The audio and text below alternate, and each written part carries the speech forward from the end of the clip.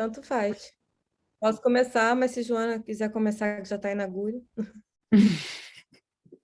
Não faço questão, não, assim, porque não critico a desorganização dos outros, porque eu também não fico muito para trás. Não, eu assisti as Não, eu outras, só os outros critico porque eu estou dias. aqui de mediador. Se Tô tivesse para brincando. apresentar, eu também ficava bem quietinho. Não, uma apresentação pela primeira vez na vida desses PDFs. Assim, vou dar um share aqui. E porque é muito pouco tempo, né? Então é fácil se perder, assim. Eu fiz uma coisa para me guiar. Então vou Então, começar. antes de só fazer a apresentação formal da mesa, então. Claro, por favor.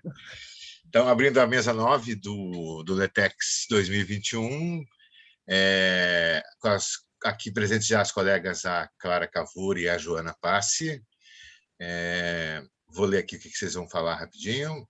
A Clara vai falar sobre Yuri Cruz, fabulação como ferramenta para a destituição do mundo colonial, e a Joana vai falar sobre O Anjo da Casa, uma digressão temporal e um encontro com Letícia Parente e Virginia Woolf.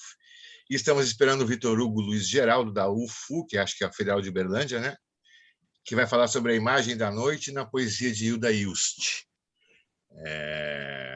A Clara e a Joana são aqui da casa, da PUC-Rio, doutorandas as duas, uma terminando, a Clara na minha turma no segundo ano.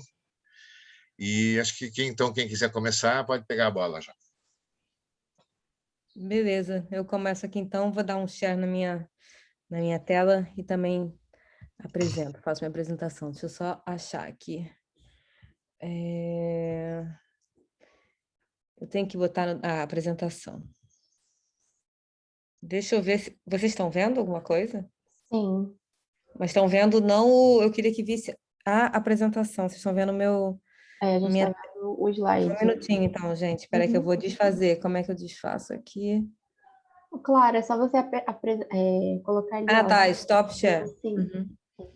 Mas eu queria apresentar o arquivo que está pronto. Deixa eu ver se eu vou abrir o arquivo, então, só um minutinho. Ah, aqui, files. Ó, o Vitor Hugo chegou. O Vitor Hugo está aí, acabei de ver também. Vitor, a gente inverteu aqui, a Clara vai começar, tá bom?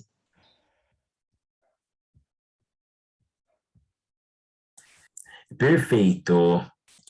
Eu me atrasei aqui um pouco. Tranquilo. Posso aproveitar e perguntar, desculpa, antes das questões técnicas, como a Clara estava perguntando, a gente tem a possibilidade de compartilhar só uma das telas, né, no Zoom, ou não? Só para eu saber se eu vou... Não tem, né? Como assim, Joana? A gente abrir, eu continuar vendo uma tela minha e vocês vendo outra coisa, não? Acho que não. Eu acho que tem, é? sim, porque a Tatiana, Desculpa, que fez a performance, lembra, Thiago? Ela estava em 2 telas. Tá. Bom, na hora, eu já A tenho gente aqui pode uma tentar... opção B também para A isso. gente pode tentar fazer isso Desculpa, funcionar. Clara. Imagina. Então tá, acho que agora vai. Aqui. Basic.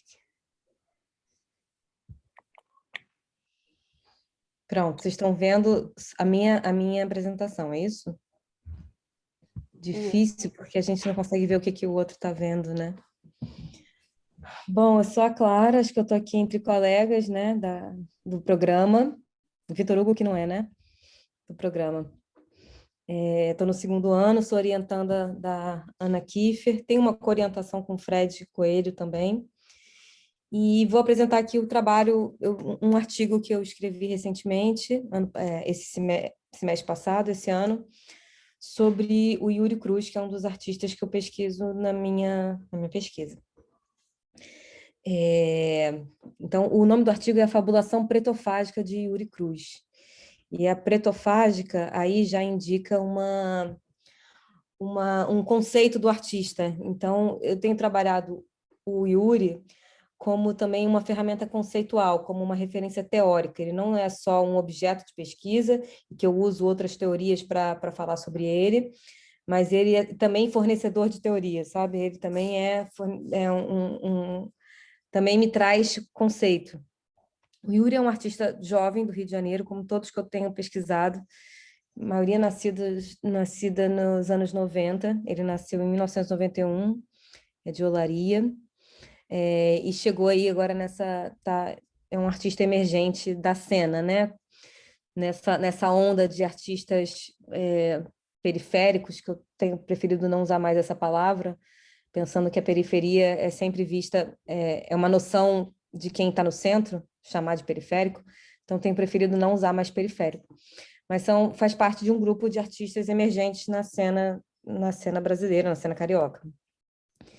Então, eu gosto sempre de começar com esse trabalho dele, que é uma frase gravada numa pedra de granito, que é trair a linguagem, emancipar movimentos. E essa traição da linguagem é uma das primeiras coisas que eu penso quando eu penso na fabulação, né? Na fabulação, na criação de novas imagens e novos possíveis. Essa cripta, que é como é chamada, sempre me chamou muita atenção, assim, como a possibilidade de trair a linguagem é a possibilidade também de emancipar outras coisas, né? Então, vou lendo aqui para vocês o que eu separei de texto meu, né? Trair a linguagem, emancipar movimentos pesa 8 quilos. A frase está gravada numa pedra de granito preto e é intitulada Cripta número 4, na obra de Yuri Cruz. A construção semântica proposta pelo artista não é leve como se pode crer pela imagem dos movimentos emancipados. Ela carrega o peso da traição da linguagem, uma tarefa que não é fácil. Trata-se de uma sentença condicional fincada na brutalidade da pedra fúnebre, que, no entanto, traz uma promessa libertadora, além do próprio gesto poético de vincular a emancipação à traição daquilo que nos constitui. Trair a linguagem é uma prática de desterritorialização, de recusa, de desfazimento de um modelo de vida erguido pela língua colonial hegemônica. É um gesto que confronta o mundo como o conhecemos, deixando em aberto a experiência subjetiva como se dará essa operação. Onde é possível... Na de Cruz, recente, desde 2016, essa prática vem se desenvolvendo a partir de exercícios de fabulação, sobretudo em torno da subjetividade negra, experimentada em cenas, ensaios, esculturas e desenhos. Um artista que trabalha com várias linguagens. Então, para falar do Yuri, nesse meu artigo, eu volto ao próprio conceito de fabulação e vou até Bergson, que é um dos primeiros a falar de fabulação, depois pela releitura de Deleuze. Só que eu não vou entrar nisso aqui agora, que eu gostaria de focar mais no trabalho do Yuri. Se eu entrar no conceito de fabulação, eu vou perder muito tempo. Mas vou ler um pouquinho sobre essas referências que eu coloquei. A fabulação crítica, por mais que seja... Eu fui abordando várias fabulações que vêm sendo... Vários conceitos de fabulação que vêm sendo discutidos, né? Então, por exemplo, tem a fabulação crítica, que é um termo que, por mais que seja explícito, é introduzido pela historiadora e feminista negra Saidiya Hartman em 2008, no seu artigo Venus in Two Acts, que é inclusive uma referência para o artista. Ele vai servir de base para um trabalho do Yuri, que ele fez online ano passado, quando a pandemia criou limitações para a performance ao vivo. Junto ao termo de Hartman, trago também para essa análise os conceitos afrofabulação, de Tavia Nyong'o, 2019, e, por mais que de forma superficial, a noção de fabulação especulativa, de Donna Haraway, que são desdobramentos do conceito de fabulação de Bergson, revisto por Deleuze. A afrofabulação é uma teoria do acontecimento, mas, sobretudo, do não acontecimento. Por não acontecimento, conceito que o autor Nyong'o usa a partir da escrita de Hartman, entendemos as contínuas e legitimadas violências contra corpos pretos, ou o que a Kylian Mbembe vai, por exemplo, chamar de necropolítica. São eventos que não são assimilados pela grande narrativa da história. Ao romper com a tradição e com a condução pela narrativa hegemônica do fio da memória, a fabulação se mostra uma faculdade voltada para a criação de novas imagens. É essa usina de fabricação de novas imagens que obriga o presente a passar. Então, ao operar como diferença na repetição, citando até Deleuze, a fabulação cria instantes disjuntivos, onde a ideia de falso pode aparecer como potência. Em Afrofabulations, Nyong'o escolhe pensar o falso a partir de uma perspectiva que seja a do que é considerado falso. Não se trata, entretanto, de uma invenção puramente, mas de uma ficcionalização tática de um mundo que já é, do ponto de vista social preto, falso. E aqui, já posso, então, depois dessa breve passada por alguns conceitos que me interessaram e com quem eu criei interlocução na escrita desse artigo, depois desse breve passeio, muito breve mesmo, eu volto para a obra do artista, tentando olhar para o processo fabulatório, do Yuri, que passa pelo processo fabulatório branco de criação do mundo. O Yuri propõe cenas que corrompam esse teatro colonial, que é um processo de fabulação branco.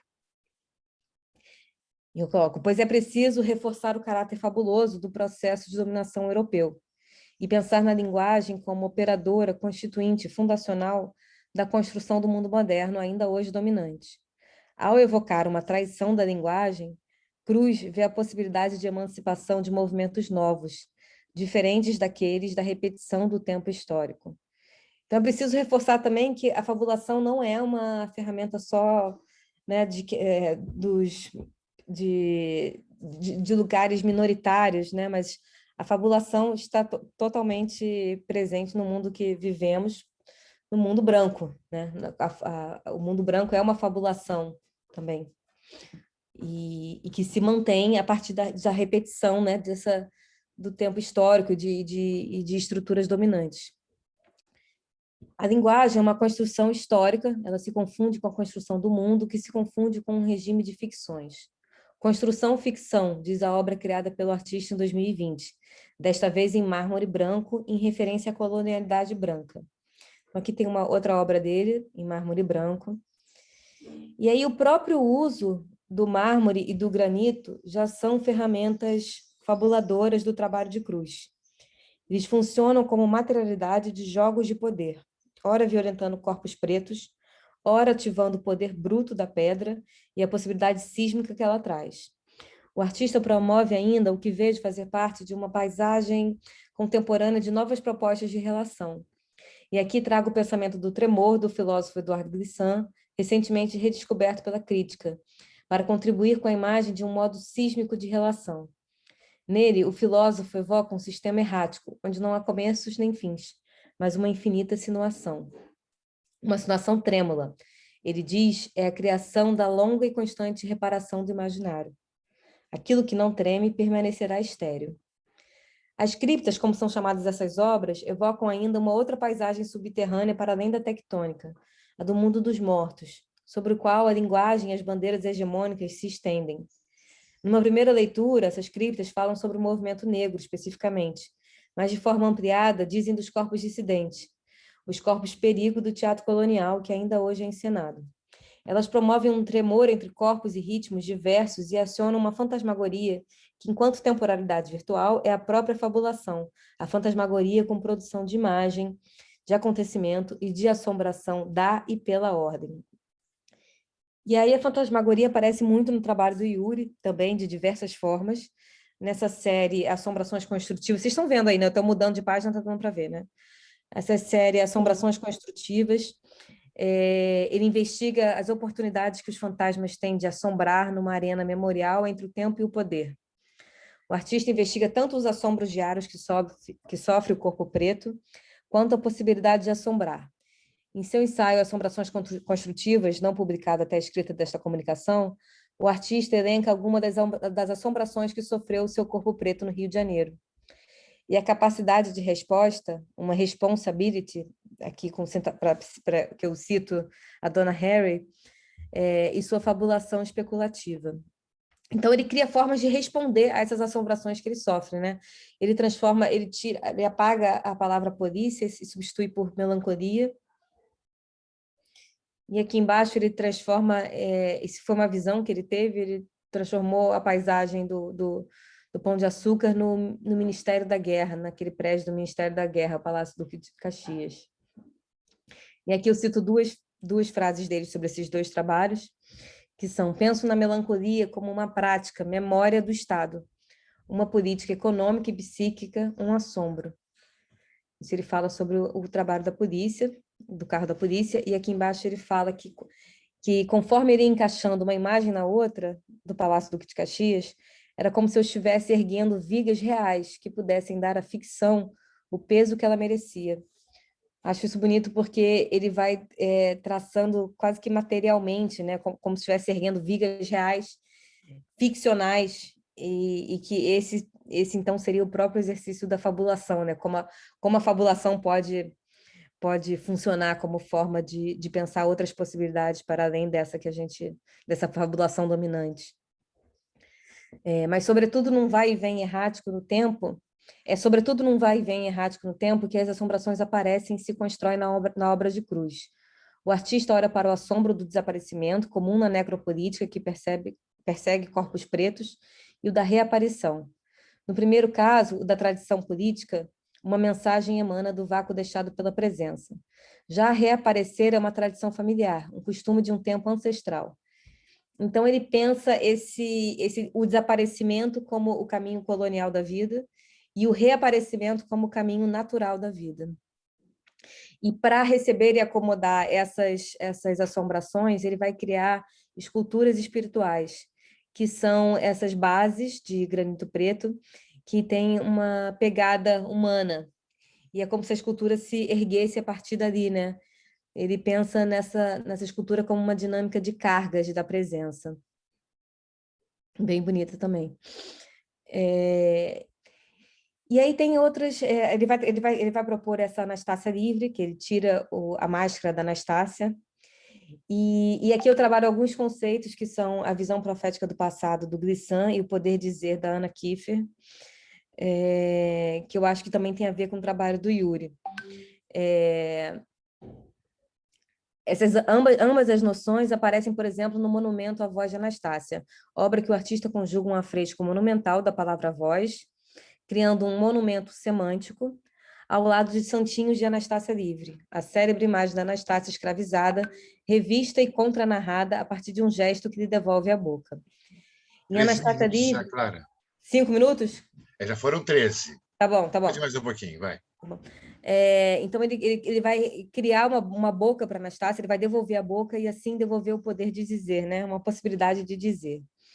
Então, para chegar em pretofagia, finalmente, a pretofagia que eu acho que depois vai dar nome a todas as obras anteriores ou posteriores, né? Vou chamar de uma fabulação pretofágica, ela nasce primeiro como uma afronta à antropofagia modernista.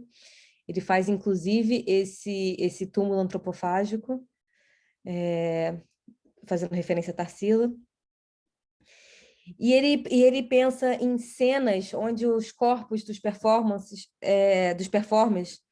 conseguem criar novas marcas sensíveis, mas marcas de saúde, uma cena de poder para o corpo preto. O corpo preto que come a si mesmo, e ao comer a si mesmo, ao comer tanto a vida quanto a morte, ele constrói um novo corpo saudável, distante do corpo necrosado colonial. Ele até fala que a grande pergunta pensar num corpo preto, a partir da pretofagia, é pensar o inverso do corpo colonial, do corpo absoluto colonial. E aqui tem umas imagens para mostrar que foi uma cena, esse trabalho. Ele trabalha muito com cenas. E aí posso já passar para as observações finais, então. A partir das obras de Cruz selecionadas aqui, busquei pensar em interlocução com outros conceitos contemporâneos de fabulação que vem trabalhando a decolonialidade, o que seria uma fabulação pretofágica. Ela se dá numa escrita simpoética, reunindo forças materiais e imateriais, e aqui refiro-me à noção de simpoiesis trabalhada por Harry como uma fabricante de mundos feito em companhia de atores diversos. Na constante fabricação de um mundo pretofágico, uma cena de poder que destitui o poder colonial, o artista aciona outros corpos subjetivos, além de trazer para essa tarefa uma variedade de agentes, como a materialidade e a temporalidade da pedra, uma semântica do granito e do mármore, a voz, a imaterialidade da presença, as cargas energéticas, o cavalo e a mediação com o universo espiritual, o susto, os fantasmas, as assombrações, a virtualidade e a concretude da experiência. Se há conceitos de fabulação sendo trabalhados na contemporaneidade como forma de recusar o modelo moderno de mundo, a fabulação pretofágica deve ser um deles. A criação de uma cena pretofágica em que o preto come o preto e a si mesmo deve ser a cena de uma longa e constante reparação do imaginário, como queria Glissant. Não se pode fugir da dívida racial, impagável, um exercício de criação de mundo a partir desde que habitamos. Há muitas experiências fabulatórias que estabelecem heterotopias, distopias e utopias que sequer esbarram na questão racial, evidentemente. Mas se existe um objeto em um lugar em que a relação imaginária do discurso europeu de dominação e a economia ficcional que a sustenta se dão de ver a modo mais brutal, é exatamente esse signo que chamam de negro, cuja característica é ser não um nome comum e muito menos um nome próprio, mas o indício de uma ausência de obra.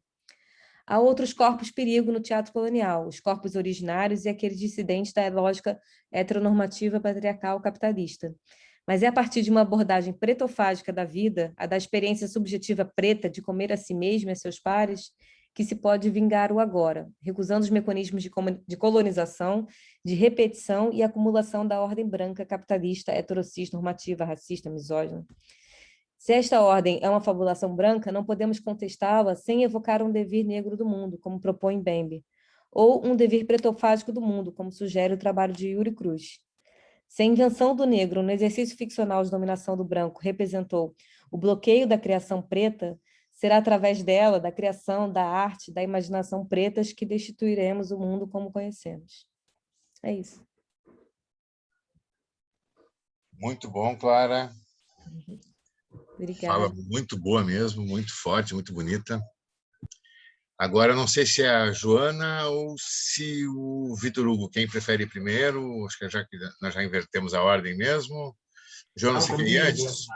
Não tem problema não, posso ser o último. Eu acho que fiquei um pouco impressionado como a minha fala ressoa muita coisa da fala da Clara, então, de repente, posso aproveitar. Assim. Ah, que bom. Bom, Vai. vou começar rápido. Eu peço Vai. desculpas assim pela grosseria de já entrar no assunto, mas é porque, como a gente tem um tempo curto, e eu juro que eu tentei reduzir muito, e acho que, enfim, vou correr aqui para tentar dar conta de tudo que eu tenho aqui para mostrar. Vou tentar fazer esse compartilhamento, mas eu não sei, desculpa mesmo, assim, eu sempre me enrolo. Eu só não sei se eu consigo pegar uma parte só do que vocês veem. Ah, já vi, tá ótimo. Compartilhar a tela. Deixa eu só compartilhar a tela.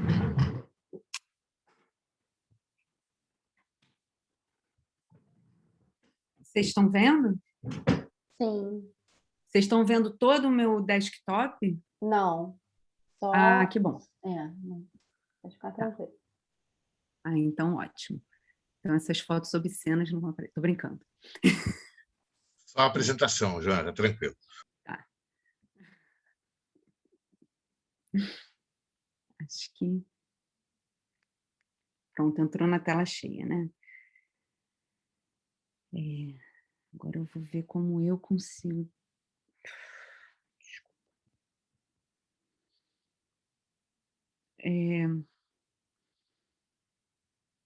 Bom, acho que assim... Eu não estou conseguindo botar na tela cheia, mas... Acho que assim a gente consegue. Você tinha conseguido mas colocar. aí eu não consigo ver o meu texto, né? Ah, tá. Eu não consigo sair da apresentação, assim, tipo, eu vou ter que ficar entrando e saindo. Uhum. Bom, deixa eu já ir logo para cá. Aquela que vai entrar logo no assunto e não entra. Porque... Desculpa, gente. Eu realmente sempre tento, mas eu me enrolo. Pronto.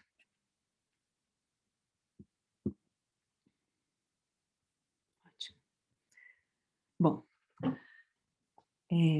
eu vou ler também para tentar ser mais direta, né?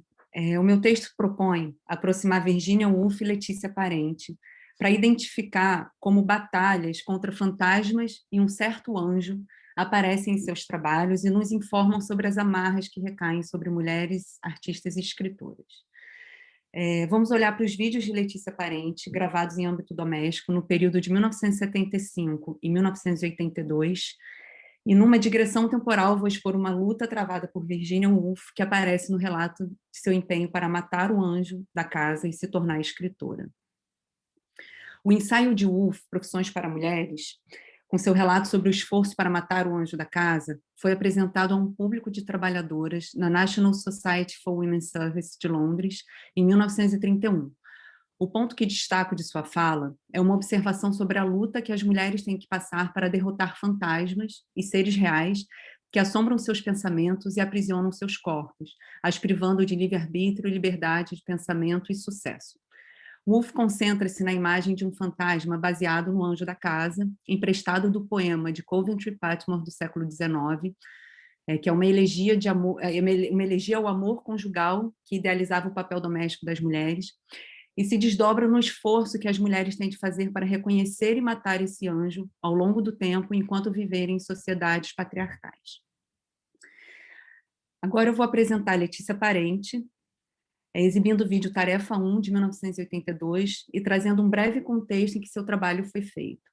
Eu gostaria de mostrar o vídeo e depois continuar falando, mas, de novo, acho que a gente vai comer muito do tempo, então eu vou já entrar no vídeo.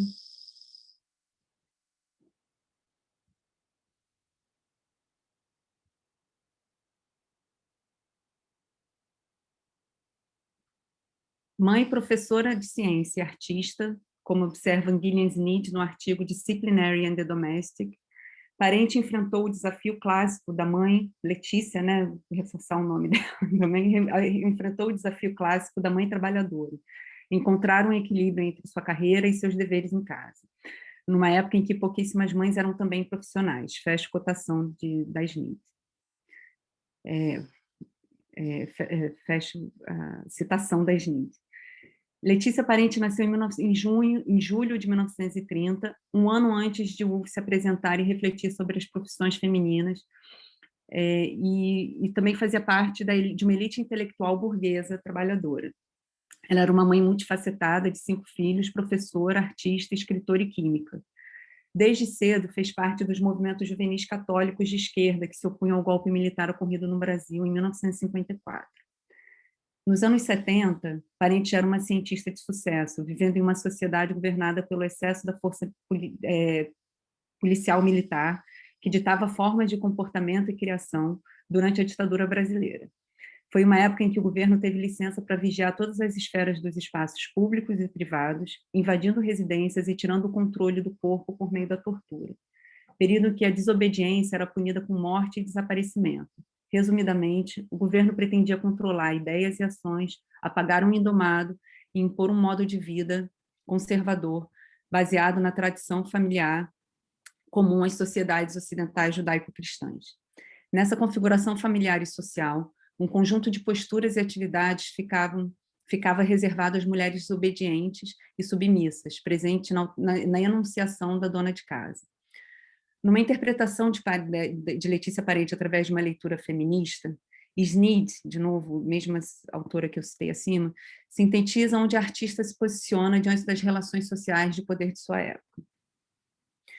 Embora os países, citando agora Sneed, embora os papéis das mulheres na sociedade latino-americana tenham sofrido muitas mudanças durante o final dos anos 70, alguns valores permaneceram constantes, como o marianismo, o culto à maternidade associado ao sofrimento da Virgem Maria e as responsabilidades naturais do trabalho doméstico e da criação dos filhos. Os governos militares em toda a América do Sul enfatizaram esses papéis tradicionais. Apesar da ênfase conservadora da ditadura nos papéis domésticos das mulheres, suas políticas econômicas de meados e dos finais da década de 70, paradoxalmente, ajudaram as mulheres de classe média, principalmente as brancas, a encontrar trabalho fora de casa. Enquanto as mulheres de classe média ainda eram as grandes responsáveis pela administração de suas famílias, novas atividades também se tornaram disponíveis para ela, incluindo ocupações profissionais fora de casa. No entanto, essas oportunidades foram possibilitadas elas com a ajuda de empregadas domésticas de baixa remuneração, geralmente mulheres de cor, citando Amaral, em 1993, e foi contra esse cenário histórico, racial e econômico conflituoso que Letícia Parente refletiu sobre a mudança de atitude em relação às mulheres e seus papéis no lar e no trabalho em apresentações de seus vídeos. Embora Parente fosse cúmplice, em certo nível, com os níveis de forças estruturais que historicamente exploraram as mulheres negras como trabalhadoras domésticas e mantiveram suas posições marginalizadas, Ela foi uma das primeiras a trazer a questão da raça para o discurso artístico, em torno do trabalho doméstico feminino e da estrutura patriarcal na esfera doméstica. André Parente, filho de Letícia, que também participou em alguns de seus vídeos, em comunicação pessoal minha com ele, nota que ela não se considerava feminista. No entanto, ele reafirma que seus atos abordavam e criticavam diretamente o espaço doméstico, tarefa e objetos de uso cotidiano, ao apontar suas dimensões de opressão, encarceramento e violência. Partir aqui para o próximo vídeo.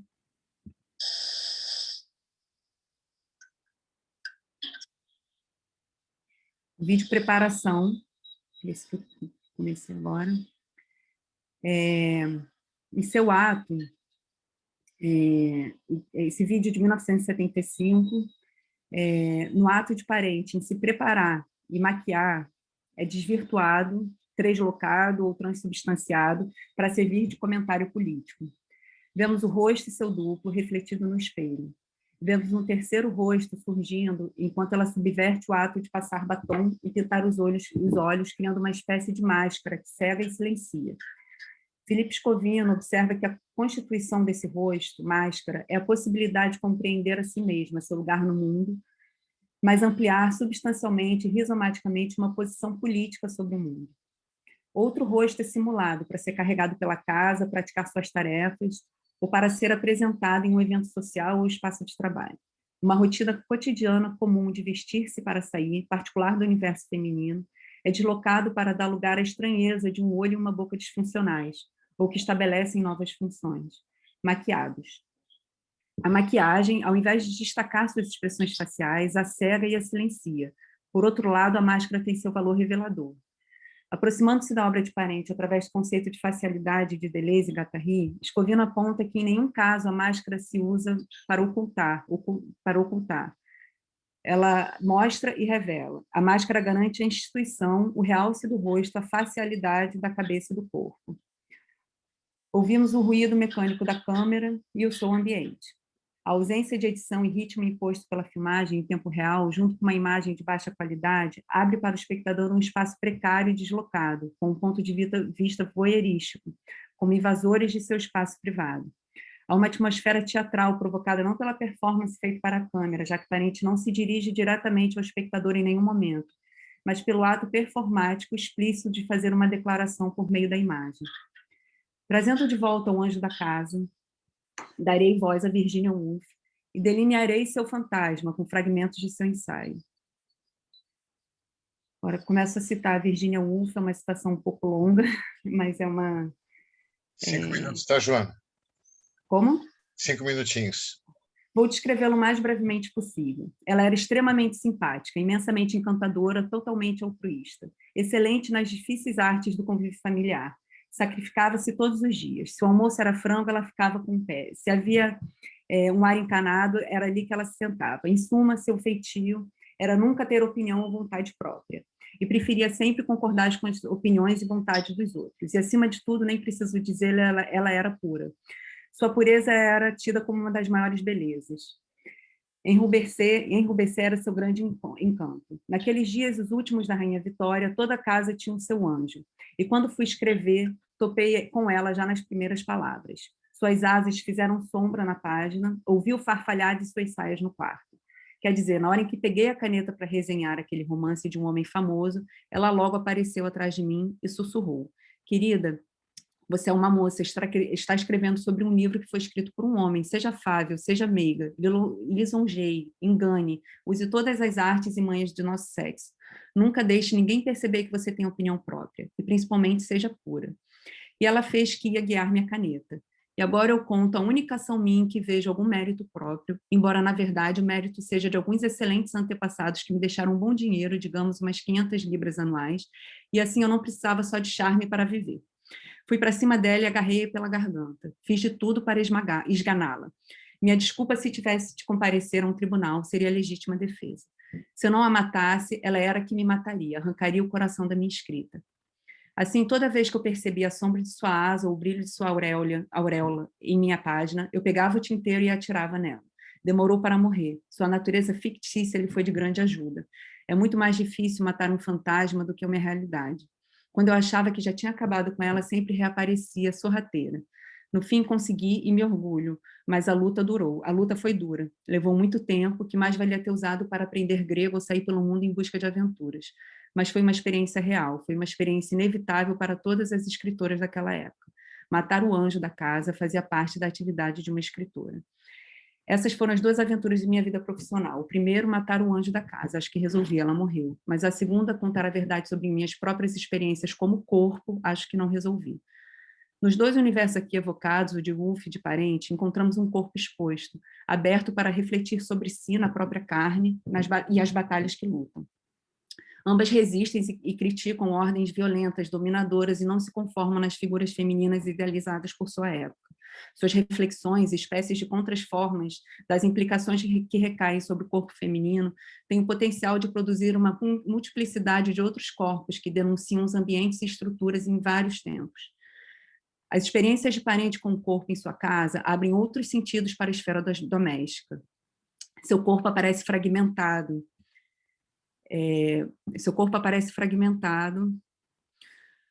Em situações de dor e perigo, como vemos acontecer também na obra Nordeste, onde manuseia uma cobra, em marca registrada, onde costura com linha e agulha a palavra Made in Brasil na sola de seu pé. Ela se expande para integrar seu corpo e objetos e espaços, criando espécies de quimeras. O uso comum de elementos domésticos é subvertido, resultando no deslocamento e transubstanciação dos espaços e objetos cotidianos em imagens políticas. O último vídeo. No vídeo Letícia usa o guarda-roupa como uma espécie de moldura. A câmera está voltada diretamente para uma porta fechada para então ser aberta por ela para revelar um armário vazio. A atmosfera de suspensão do tempo se assemelha à atmosfera de preparação 1 e tarefa 1, provocada pelo som de fundo e pela filmagem em tempo real. Parente entra no guarda-roupa e se enforca. Há um entrelaçamento de sentidos produzido por esse ato que navega no universo de brincadeira infantil de se esconder no armário, bizarramente confrontado com o ato de suicídio com enforcamento. A moldura apertada e as portas fechadas também produzem uma atmosfera claustrofóbica de aprisionamento e desaparecimento. Sneed observa que o ato absurdo de Parente parece fazer referência à tortura e à prisão. Ela realiza um ato comum que virou macabro, e assim nos convida a uma leitura da obra como uma crítica à ditadura. Um dos métodos de tortura mais infames da ditadura no Brasil foi deixar os prisioneiros pendurados de cabeça para baixo em um poste por horas com os calcanhares e os pulsos amarrados. O meio da videoarte tinha a potencialidade de ser produzido em uma esfera privada, doméstica, supostamente protegida da vigilância do Estado. A maior parte dos vídeos de Letícia eram enviados para galerias no exterior por correio, não circulando de forma significativa no panorâmico artístico dominante de sua época, mas limitados a um público underground alternativo, tão restrito que poderia, em certa dimensão, estar a salvo de perseguições e censuras. Na época em que Parente começou a produzir seus vídeos, os ecos do sussurro dos fantasmas, conhecidos por assombrar as mulheres, eram sobrepostos aos ecos de um regime autoritário, repressivo e violento, ecos de tortura, desaparecimento e vigilância. Os acordes altos e evidentes de viver em uma ditadura superam os sussurros do anjo da casa, que, no entanto, nunca parou de assombrar. Sneed ressalta, citando a artista Annabella Geiger, que não havia espaço para um tipo de feminismo que estava acontecendo nos Estados Unidos. Estávamos lutando contra a ditadura. O que você pode dizer sobre a arte feminista no Brasil? Não existe tal coisa. Fecha a citação de Annabella Geiger. A intenção de aproximar os universos de Woolf e Parente separados numa história cronológica, mas partilhando espectros enraizados em estados opressores, cada uma na sua dimensão particular, é utilizar a imagem de um anjo como uma espécie de espelho, uma superfície especular, através de qual podemos olhar para as estruturas, corpos e formas impostos às mulheres artistas em ambientes e sociedades patriarcais de todos os tempos. Percebendo a obra de Parente como um resquício de uma batalha para matar o anjo da casa, aponta também para uma dimensão da imagem como espécie de contraforma, ou seja, como um elemento residual, remanescente de sua história de resistência à opressão, violência e destruição de novo. Atendendo ao chamado de Woolf, em todos os momentos, as mulheres devem estar atentas para identificar e matar um anjo que sussurra em seus ouvidos o que devem escrever, como devem se comportar, o que devem falar. Um anjo que nunca cessa de reaparecer, como um espectro que nunca morre, e encontra novas formas e corpos incessantemente, tentando arrancar o coração da escrita e outras formas de arte. Essa apresentação é uma experiência para reunir fragmentos que juntos possam suscitar um debate sobre essa nova dimensão do doméstico após esse período excepcional em que vivemos e ainda estamos vivendo, reconhecendo os constrangimentos que ainda recaem sobre as relações de poder entre gêneros. Tentando encontrar alguma dica pela leitura de Woolf, podemos encontrar formas também de resistir e trazer outros sentidos para a presença da mulher no lar, em todas as esferas sociais, evitando o rapto do coração e devo acrescentar das entranhas, da carne, do sangue e da pele. Corri, fechei. Muito obrigada, desculpa a correria. Muito bom, Joana, maravilha, estava excelente. Muito obrigado por compartilhar isso aí tudo com a gente. Então, vamos passar já para o Vitor Hugo. Qual é o tempo que eu tenho? Eu não me recordo. Você tem oficialmente 10 minutos, mas pode passar um pouquinho. Ah, não, que eu vou deixar cronometrando aqui também. Deixa eu só compartilhar. Bom, prazer, meu nome é Vitor Hugo, eu acho que só eu aqui todo mundo aqui se conhece. Eu sou da Universidade Federal de Berlândia, do curso de mestrado em Estudos Literários e Estudos Literários, e sou orientando da professora doutora Enivalda. Tá dando para ver aí, gente? Tá sim. Perfeito, muito obrigado. Bom, eu vou falar bem rapidamente sobre uma pesquisa que eu venho desenvolvendo, que é a questão de trabalhar o símbolo da noite.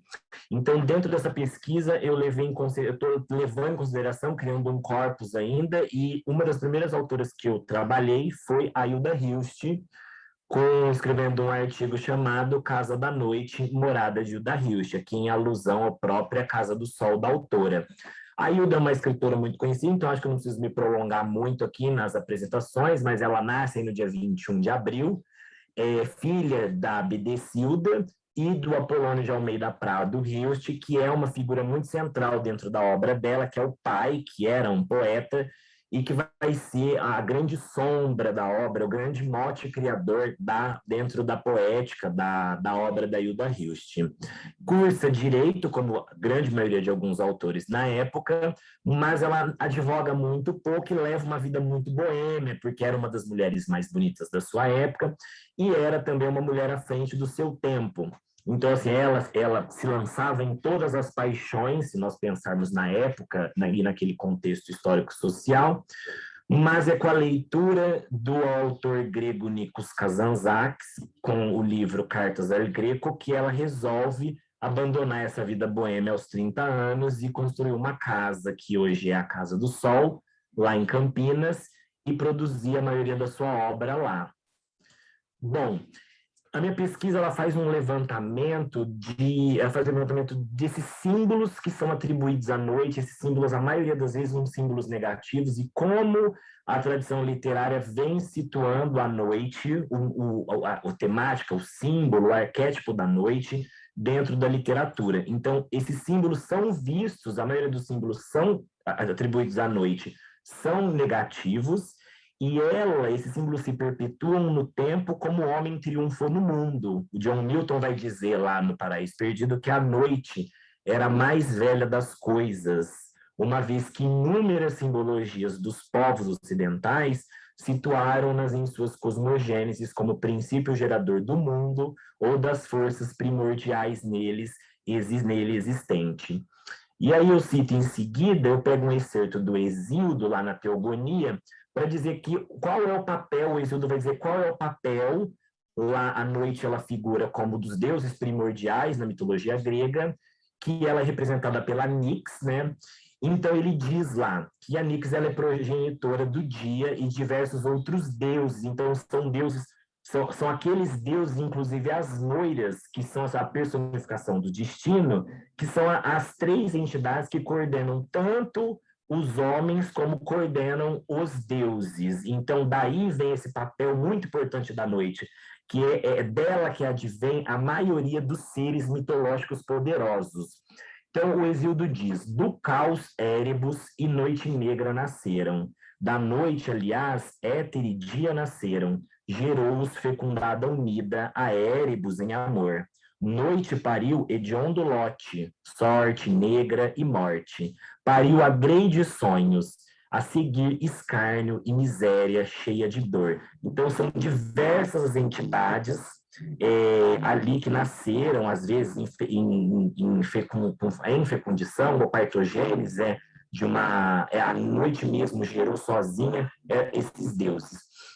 E aí eu faço uma reflexão a respeito desse papel que a noite vem desempenhando dentro da tradição literária, porque se nós pegarmos o Novalis, que vai ser um dos primeiros a trabalhar a questão da noite lá no romantismo, com o seu livro Hinos à Noite, ele vai caracterizar a noite esse papel de um princípio individuationis, esse papel de individuação, esse papel de subjetividade. Então, é aqui que a noite passa a externalizar a subjetividade do poeta, a subjetividade dentro das obras. E aí eu trago alguns poemas da Hilda, onde fica nítido a gente ver como ela tem uma afeição à noite e como esse ser transpassado pela noite, que nem aqui o ser um transpassado como Collot vai falar, enquanto o mundo é transpassado, tanto Collot quanto o Merleau-Ponty, né, ser transpassado pelo mundo. Então a Hilda fala num dos seus poemas: enterrei à noite minhas estrelas, porque à noite as flores elaboram em silêncio suas cores. Enterrei à noite minhas estrelas, perdi graças e gigantes, para não perdê-las, mundo de terra e medo. Então, tem aqui uma primazia da noite em detrimento da luz. E essa primazia da noite em detrimento da luz, ela perpassa toda a obra hilstiana. Eu estou apertando aqui, mas tem que ser por aqui, tá? Bom, então, se o regime diurno ele é marcado pela antítese, pela negação e pela separação, então a questão da luz, o regime noturno ele vai eufemizar e domestificar as faces do tempo, mergulhando na intimidade das coisas. E eu cito Dirhan: enquanto o pensamento solar nomeia, a melodia noturna contenta-se com penetrar e dissolver.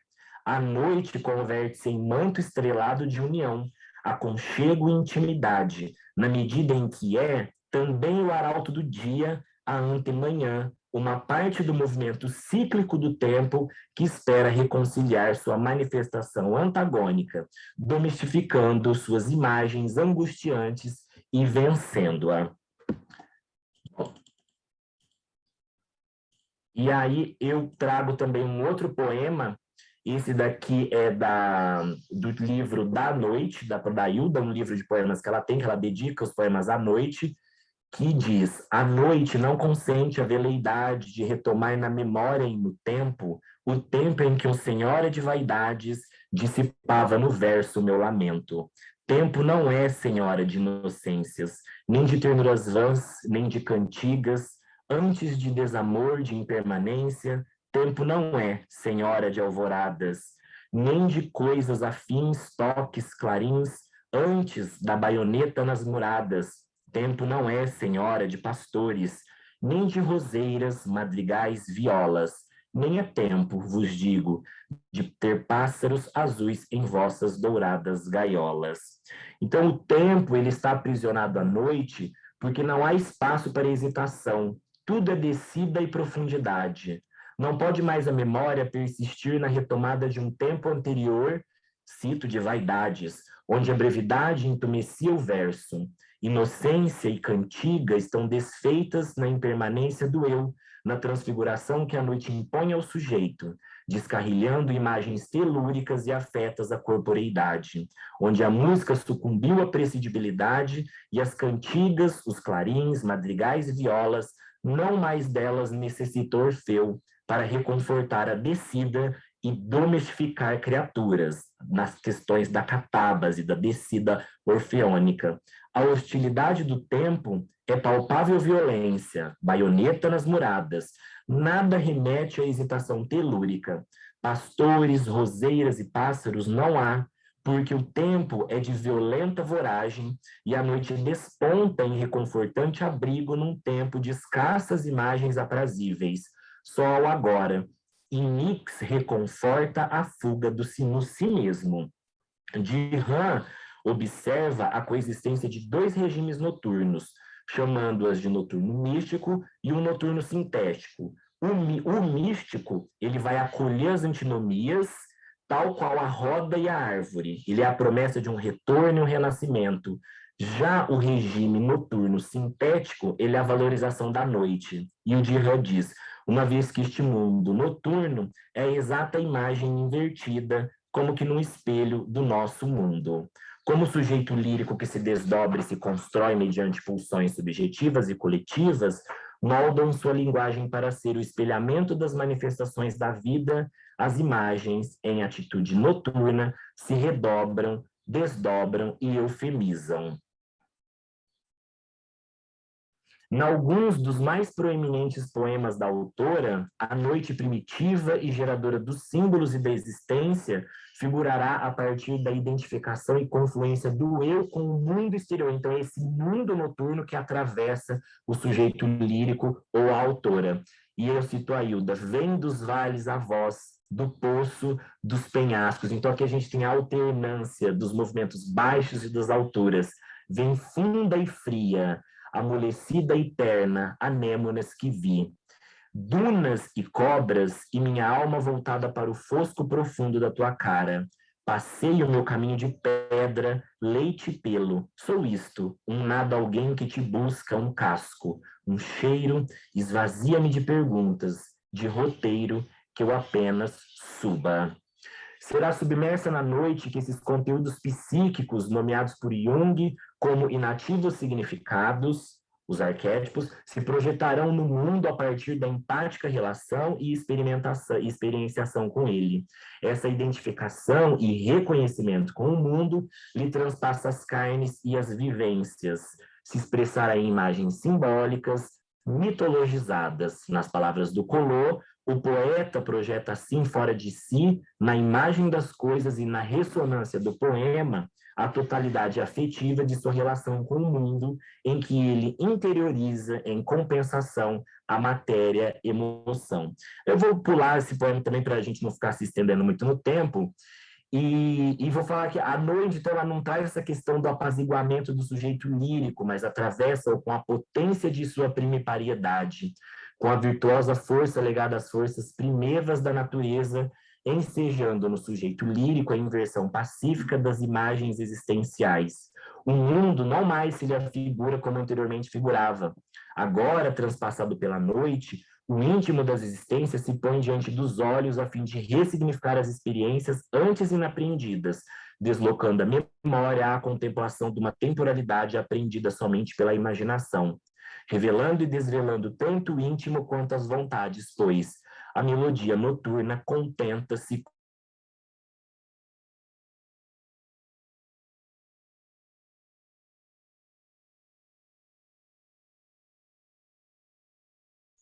Caiu? com penetrar e dissolver. O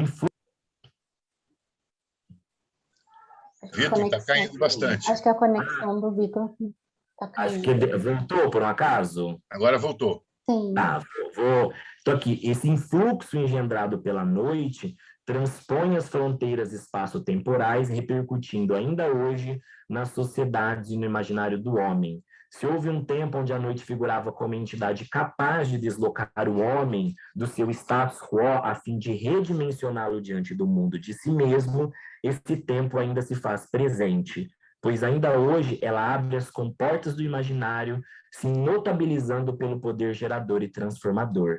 Poder este que triunfa na poesia, onde o ato criacional funde palavras distintas, fazendo nascer um primeiro sentido jamais dito àquela forma. Então, essa noção de claro-escuro não é só a imagem do psiquismo, como também possui um valor estético, uma vez que impregna de fantasias as coisas que percebe. Nessa percepção, as imagens não significam outra coisa, são elas mesmas. São produtos de uma ânima tranquila que extrai da linguagem formas e sentidos extraordinários. Na solidão de uma pequena luz, aqui uma referência ao Bachelard, o poeta devaneia, rememora, elabora, desfaz, experimenta a melancolia, tranquiliza-se, resigna-se, tentando aprisionar os instantes perpétuos de dádiva amorosa, vendo as coisas como se fosse a primeira vez. E é nesse ambiente de claro-escuro que vinga a poesia de Hilda, brotando imagens da mais pura lucidez que reverberam os cambiantes tons noturnos, imagens que se elevam para as colinas e árvores e se rebaixam para os poços, as aguadas, as cisternas, grotas e labirintos do inconsciente. É na penumbra lastrada pelos raios solares, a palavra ardente e fogosa de poeta imagina formas atravessadas pelo sol e pela noite, caminhantes de uma mesma jornada, ocupantes de um mesmo espaço que desconhece o caos originário. A palavra harmoniza o que os sentidos acolhem. Obrigado.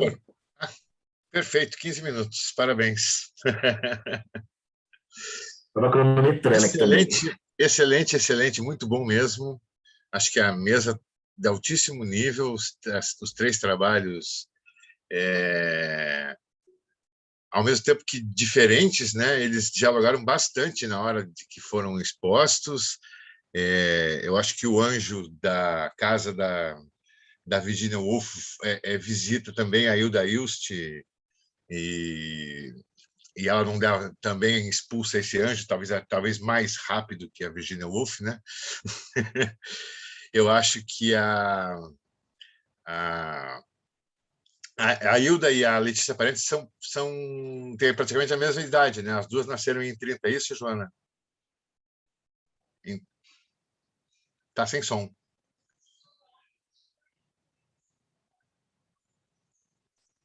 Aqui. Oi. A Letícia nasceu em 32. Elas né? são contemporâneas, quer dizer, elas atuaram no mesmo período, né? Então, eu acho que teve um diálogo grande essas duas mesas que trataram mais especificamente da literatura, né? Mas, ao mesmo tempo, a fala da Clara, quando falou lá da pretofagia, esse conceito também é um conceito de luta, né? De luta, como foi uma luta da Virgínia na época que ela escrevia e tentava fazer valer a sua voz. Eu acho que é uma luta semelhante, né? Então, eu acho que as três mesas casaram bem e gostaria de abrir para perguntas, para colocações, para provocações, para o que vocês quiserem falar para os três. Eu queria dar uma referência para o Vitor Hugo, que não sei se você conhece o trabalho da Aline Leal, que é do nosso departamento. E a Aline estava fazendo uma pesquisa na Casa do Sol, né? E aí veio a pandemia e aí a pesquisa, enfim, ela teve que deixar suspensa, né? E aí, eu não sei, pode ser interessante para você o trabalho dela, mas acho que você já conhece, né? Pelo visto. Eu conheço a Aline Leal, troco contato com ela, a gente conversa e a gente está combinando de ir juntos para a Casa do Sol para desenvolver uma pesquisa juntos, porque ela trabalha com as questões das marginálias na obra da Hilda, né? Que é uma coisa muito interessante, porque não tem quem trabalhe isso, e eu vou trabalhar agora no outro trabalho a questão das marginálias, fazendo uma transposição da Hilda com Guimarães Rosa. Que a Hilda foi uma grande leitura do Guimarães Rosa, e ela diz isso em várias entrevistas, como ele atravessou a obra dela. Ai, que bom. Mas muito obrigado, a Aline é ótima, nossa, olha que coincidência. Ela estava hoje em alguma mesa mais cedo, mas eu acho que ela teve algum compromisso, teve que sair, não pôde estar aqui agora com a gente. Que é uma pena, né? Porque ia ser ótimo. Vou mandar uma mensagem para ela, muita coincidência. Obrigado. Nada, imagina. A palavra segue aberta.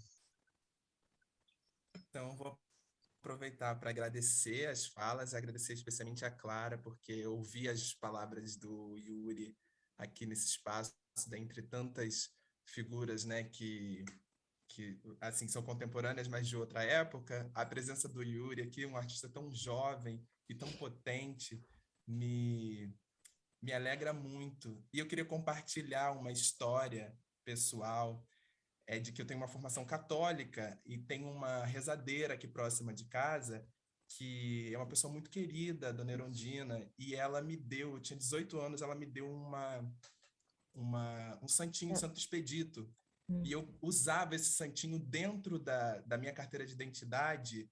Era uma espécie de proteção, mas assim, eu descobri também que toda vez que um policial militar abria a minha identidade e via aquele Santo Expedito, aquilo era uma mensagem.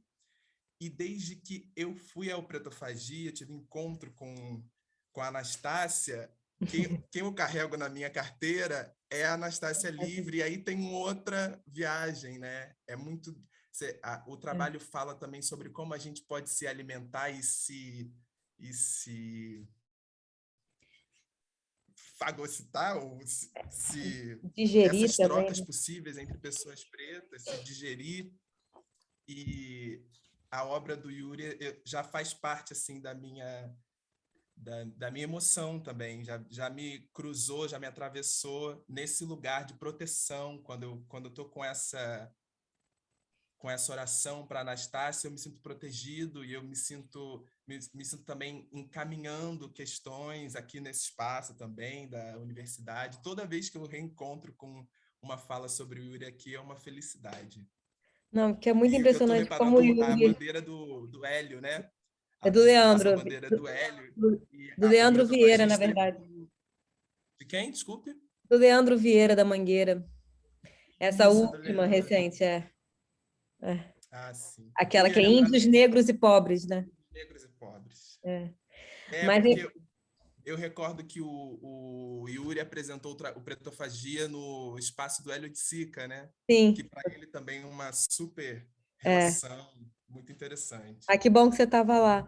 Não, eu acho impressionante como o Yuri dá ferramentas para a gente viver no mundo de hoje. Eu fico muito impressionada, assim, como ele cria saídas mesmo, assim, como ele ritualiza, sabe, a vida, o presente, como realmente o trabalho dele nos proporciona saídas dessa única versão de mundo que está aí fora, como é isso, ele tirou a máscara da Anastácia, né? E muitos outros trabalhos. Essa coisa ele fala que tem 2 imperativos, a pretofagia, né? Que é vida, estou comendo você, e morte, estou comendo você. Eu tenho até aqui a publicação de pretofagia.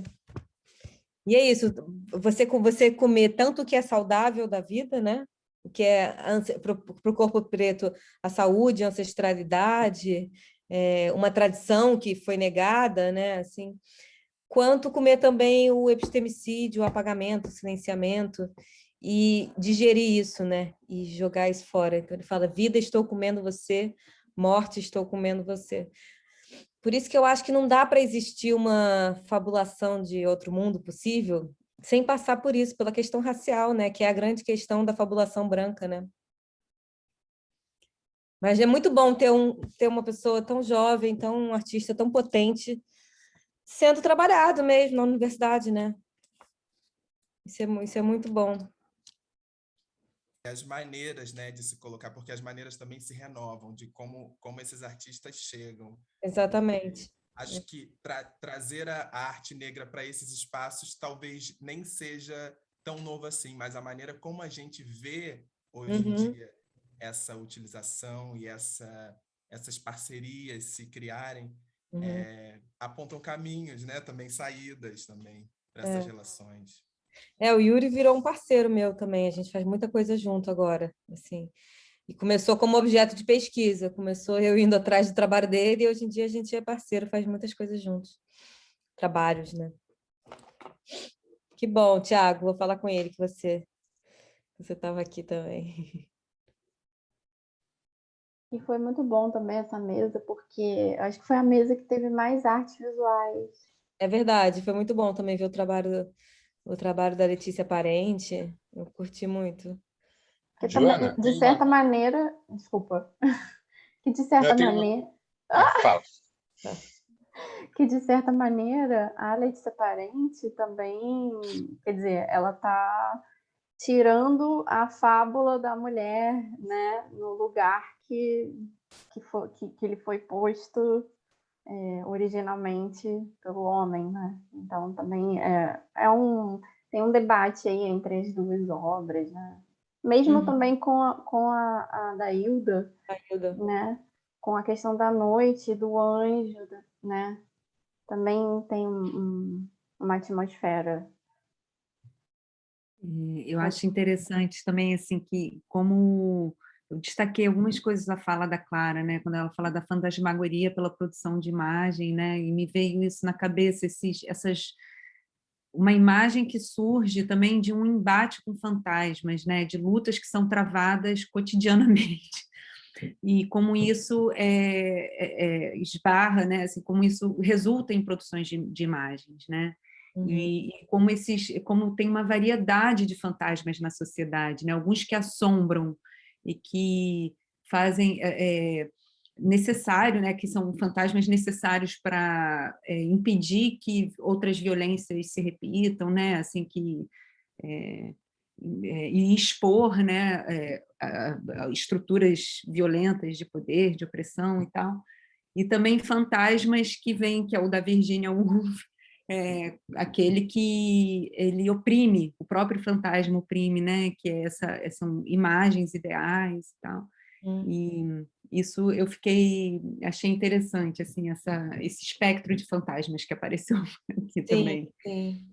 O Yuri fala uma coisa bonita também, que é sobre receber esses fantasmas, acomodar esses fantasmas e criar com ele, porque assim, os fantasmas estão aí, mas criar com esse fantasma uma relação construtiva, né? Que ele vai chamar Assombrações Construtivas lá, a série dele, mas criar uma relação construtiva com esses fantasmas, não uma relação de negação, sabe? De afastamento, assim.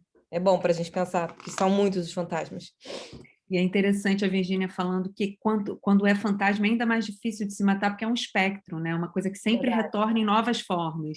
Verdade. E isso é que me pegou também para pensar como ela reaparece hoje, né? E você não controla o aparecimento de um fantasma, né? É meio involuntário, assim, você não... Vem à sua cabeça, aparece como signos, como imagem, e você não tem muito... Tem que saber receber enfim, transformar esse fantasma, né? Muito bom. Vitor, eu acho que a Hilda também era cheia de fantasmas, né? A noite dela era fantasmagórica e maravilhosa. Fantasmas, ETs, espíritos, ali ela recebia de tudo. Mas ela tem essa fantasmagoria muito, que é uma coisa assim que transpassa muito a obra dela. Eu achei interessante todos os diálogos aqui hoje, porque pensa essa questão da noite com o corpo negro também é uma temática que eu ainda vou chegar nela, mas eu acho muito, muito importante. Uhum. E a Hilda, uma leitora de Virginia Woolf, fantástica também. Uhum. E uma outra coisa também, só rapidamente, assim, que eu achei interessante dos materiais, né? Assim, coisas do cotidiano, como os santinhos, isso que está presente na carteira, né? Como o Tiago, né, falou. E o que pode ser feito com essas coisas que já estão, né, já estão presentes no cotidiano, né? A arte que ela transborda para a vida, né? De fato, assim, para o uso diário, né? E a videocassete, né? Assim, que é o que a Letícia ela filmava com videocassete, né? Que é um objeto, né? Uma máquina usada num ambiente familiar, né? Para gravar festa infantil, festa de família e tal. E isso foi o que tinha à mão, assim, ela está dentro da casa dela, é o cenário. Ela não montava em estúdio, né? Não era uma coisa que era uma narrativa externa à vida, né? Então, acho isso interessante também, assim, como eu acho uma linguagem que é muito potente, assim, porque traz uma urgência, eu acho, assim, de usar o que está à mão, o que está ali, que pode ser transubstanciado, pode ser reorganizado para então se tornar uma imagem política, né? O ferro de passar, né? O cabide, aquelas imagens. A Daniele trouxe uma questão ali no chat, ela comenta dizendo que vida e morte... Tem uma relação com o Molu também. Tem uma relação com o Omolu. Alguém gostaria de comentar? A Dani gostaria de falar um pouco mais sobre isso? Cadê a Dani? Oi, estou aqui. Não, só porque você estava falando, né, da frase do Yuri, me lembrou muito o orixá, né, do Molu, que tem essa relação com a doença, com a cura, com a vida e com a morte. Então, foi só um comentário mesmo. Sim, ótimo. E agora, Daniele, de uma fala novamente do Maurício, que esteve aqui ontem fazendo uma apresentação, e como ele falava da questão do HIV, ele fez uma aproximação entre doença e saúde como que um passaporte de saúde que a gente obtém na nossa existência, na nossa vida, e que a gente utiliza isso como um RG, né? Mas que a saúde e a doença, elas caminham na mesma linha, né? O tempo todo a gente passa por esses lugares de vida e morte, saúde e doença, como parte de uma mesma construção. E ele falava da questão do HIV e da AIDS, né? Que passa por um lugar extremamente de passabilidade, você não tem condições de dizer, olhando para uma pessoa, normalmente, que ela é soropositiva, né? Falar sobre sorologias, e, ao mesmo tempo, como que esses lugares são próximos e aproximáveis, né? Ai, desculpa, eu vou aproveitar para fazer um comentário e um questionamento à Joana em relação a o trabalho. Teve um momento do trabalho da Letícia, né, do vídeo, que ela estava realmente fazendo afazeres domésticos, e aí a presença dela dentro do armário, essa relação com a ditadura muito forte. Mas também o que me remeteu, falando de Virginia Woolf, foi a um texto da Audre Lorde, que sempre ressurge assim. Na verdade, eu conheci através da Tatiana Nascimento, fez esse comentário, que se chama A Poesia Não é um Luxo, que ela realoca, né, a questão da figura feminina e da literatura, da mulher e da literatura, como uma necessidade. E a Tatiana, acho que encaminha isso para uma discussão sobre como que esse primeiro tratado, que é muito importante e famoso, de Um Teto Todo Seu, da Virginia Woolf, a mulher que cria condições para a sua escrita, como que isso nas vidas negras também passa por um lugar de alocar e de debater, né? Colocar na mesma linha também seus afazeres domésticos, a sua vida e a sua literatura como vida também, né? Eu não conheço a Audre Lorde, né, esse texto especial que fala sobre a poesia. Ah, vai me mandar? Vai botar no chat? Ah, obrigada, Thiago. E obrigada por esse apontamento, né? E eu usei muito como referência o texto da Gillian Sneed, que ela aponta muito claramente, assim, também como a Letícia pôde também transitar no ambiente das artes, né? Assim, apesar dela ter ficado muito tempo numa arte marginal, vamos dizer, ela mandava para fora, né? O vídeo era uma arte que não era, naquela época, a videoarte era considerada uma arte menor, né? Mas ela pôde ter várias funções, ser professora, ser cientista, tal, porque ela tinha uma estrutura social que oferecia um outro corpo, que é um corpo de uma mulher negra, para ela poder trabalhar, né? No caso da Virginia Woolf, tem o dinheiro direto que ela recebeu, que possibilitou que ela virasse artista também, escritora, que foi uma mesada, né? Uma mesada, não, como se chama, uma herança que ela recebeu, isso eu até boto na citação, que ela fala também, e que foi o que possibilitou que ela pudesse escrever, né? Que ela pudesse ter uma opinião, que ela falou, opinião própria.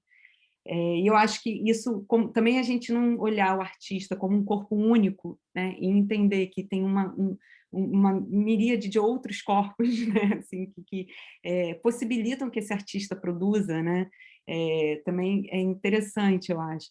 E também tem um vídeo, o primeiro que eu mostrei, né, o Tarefa, eu acho interessante como nem ela, nem a pessoa que está atrás dela tem rosto, como isso pode ser vários outros corpos, né? Também, assim, como pode ter, enfim, eu acho que individualiza para universalizar, também abrir, né? Assim, como quantas outras mulheres ocuparam o lugar da pessoa que está passando e da pessoa que está deitada ali, né? E é um vídeo que eu acho que carrega muitos fantasmas também, acho que é o mais fantasmagórico de todos, talvez junto com o da maquiagem.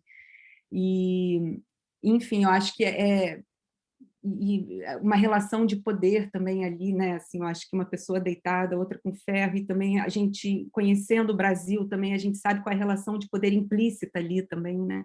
E histórica, né? De forças, enfim, relações de trabalho, de escravidão, de tudo, assim, né? Tá carregado ali naquele tem uma história ali, né? Tem muitas camadas esse vídeo, né? enfim. Além do cotidiano mais químico, né?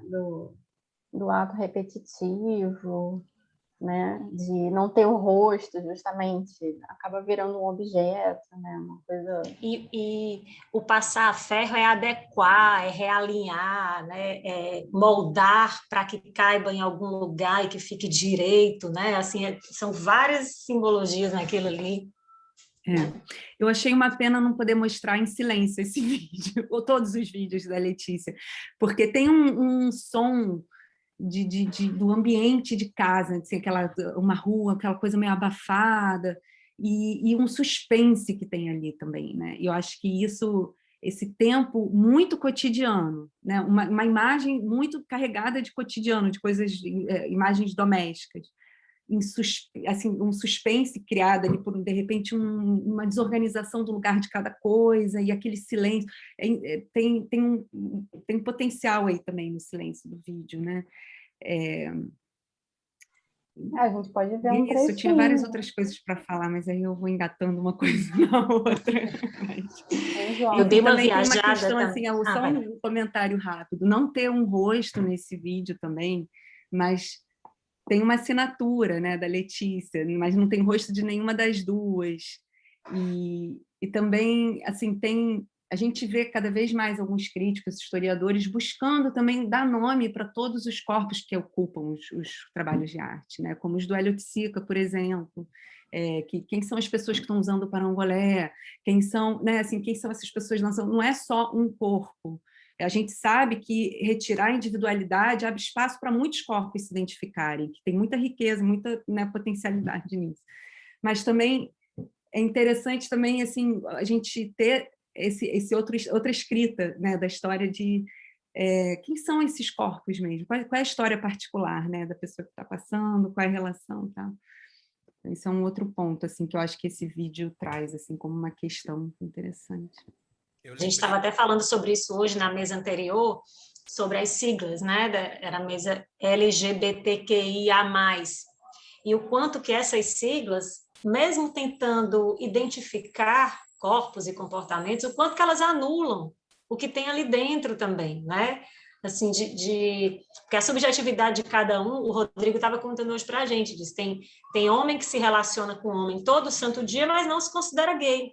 Ele não é gay. Ele só tem... Então, assim, tem muitas individualidades dentro dessa grande panelaço que a gente tenta, às vezes, colocar os nossos corpos, né, e denominá-los. Então, essa coisa do dia a dia de cada um, isso é bem, bem interessante. Ao mesmo tempo, eu lembrei, enquanto eu assistia, eu lembrei de um trecho do Cabela, do filme da Yasmin Tainá, em que o que se passa é o cabelo da mulher negra. Então, quais são as imagens que você pode criar também quando você aprofunda nessas siglas? Então, qual é a opressão que a mulher sofre? E aí o olhar sobre quem é a mulher, que pode estar com o rosto preenchido e falar sobre tantas mulheres, né, sobre tantas culturas de opressão. E aí, quando a Yasmin coloca uma mulher negra com o ferro de passar, aonde que a gente pode aprofundar essa relação também de opressões sobre o corpo? Para mim, paira por um jogo também que vai e vem quando a gente aprofunda e generaliza para dar as mensagens, né? Uhum. E só mais um comentário. Só mais um comentário, que essa mesa eu fiquei bem otimista, porque eu pelo menos viajei e correlacionei a noite da Hilda, é uma coisa tão potente, né? E a noite ela é escura, então ela conversa com o preto, né? Esse branco, porque assim, a gente tem muito isso, o branco, a luz, a pureza, etc., né? E aí é como se a mesa de hoje tivesse trazido a gente para esse lugar de que o periférico, que não é periférico, que é potente, né? Que é a nossa potência que a gente está tentando trazer aqui. E eu acho que o Tiago também falou de novo, né, na opressão, e eu repito isso, assim, é um pouco assim, proposital, né, assim, de reforçar como aparece, assim, é atemporal, tem, né, como tem forças opressivas, aí vem todo o resto que se desdobra daí, né, que silencia, que é violenta, que tem... E como daí, é como se a gente tenta apertar um barro, né? Assim, você tenta, mas ele vai se transformar em outra coisa. Quando você oprime, você traz aquela força repressiva, mas aí você cria uma outra imagem daquilo, né?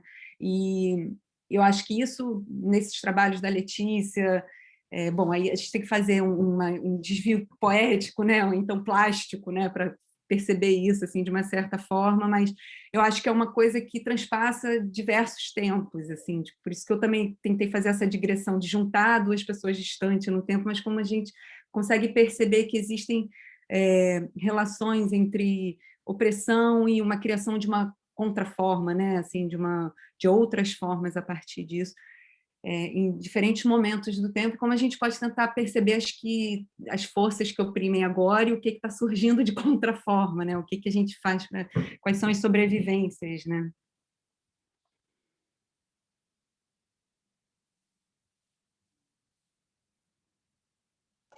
Clélia, eu acho que agora você pode encerrar, se você quiser. Com essas sobrevivências, acho que nós podemos, sobrevivendo, encerrar essa mesa e continuar tentando sobreviver, né? Enfim, só, desculpa, como eu comecei correndo, antes de encerrar, eu vou me apresentar, não, porque Claro. eu sou do programa, como todo mundo falou, tem que falar que eu sou orientanda do Fred, não tem que falar, falo com o maior prazer, não é por obrigação, assim, mas porque eu deixei de falar.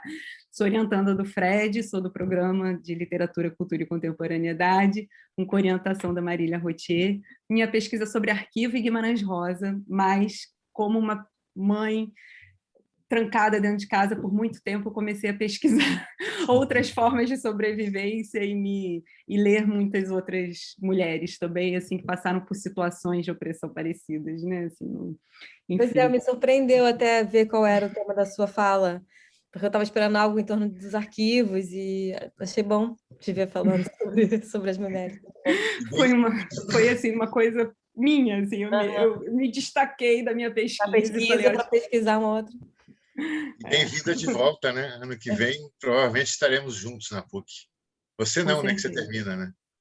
Isso, já vou defender em breve. Mas a gente também não tem mais matéria para fazer, né, Cléia? Não, mas eu vou. Não. Mas eu também vou. Casa, nem a pau. Se for presencial, aí é que eu vou mesmo, que eu vou para o Rio de Janeiro. Joana, eu me lembro. Eu estou quase parindo segunda, né? Segunda filha. Clara. 37. Mas segunda-feira? Não, segunda filha. Vai ser quando ela... tá. Eu lembrei que você tem 2. Tenho.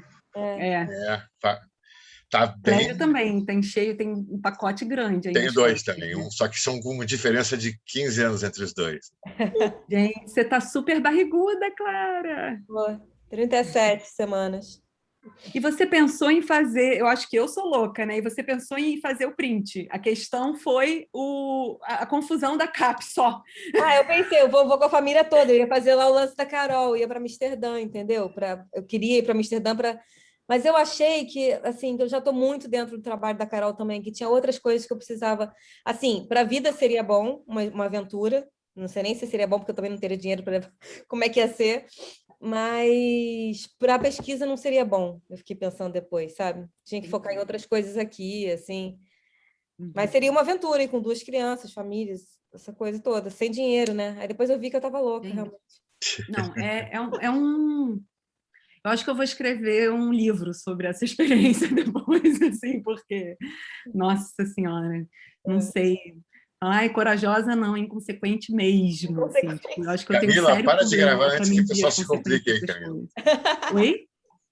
Falei para a Camila parar de gravar antes que a turma se complique. Espera aí, vou encerrar aqui a gravação.